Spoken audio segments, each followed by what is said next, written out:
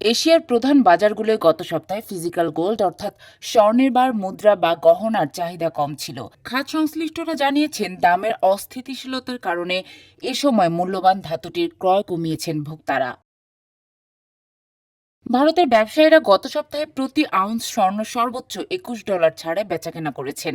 এটি আগের সপ্তাহের $43 তুলনায় কম। উল্লেখ্য, এতে 6% আমদানি শুল্ক ও 3% বিক্রয় কর অন্তর্ভুক্ত রয়েছে। গতকাল ভারতে প্রতি 10 গ্রাম স্বর্ণের দাম ছিল 1,22,500 রুপি।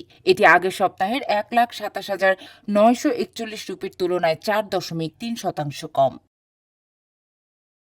কলকাতার একজন গহনা ব্যবসায়ী বলেন, ক্রেতারা স্বর্ণের দাম আরও কমে যাওয়ার অপেক্ষায় আছেন। এ কারণে চাহিদা এখনও নিম্নমুখী। শীর্ষ ব্যবহারকারী দেশ চীনে গত সপ্তাহে প্রতি আউন্স স্বর্ণ স্পট মার্কেটের সমমূল্য থেকে সর্বোচ্চ $5 ছাড়ে বেচাকেনা হয়েছে। উইংফাং প্রেশাস মেটালসের head of dealing Peter Fung বলেন, মানুষ দীর্ঘমেয়াদী বিনিয়োগ হিসেবে স্বর্ণ কিনতে চায়, তবে বর্তমানে তারা দাম আরও কমে যাওয়ার অপেক্ষায় আছেন।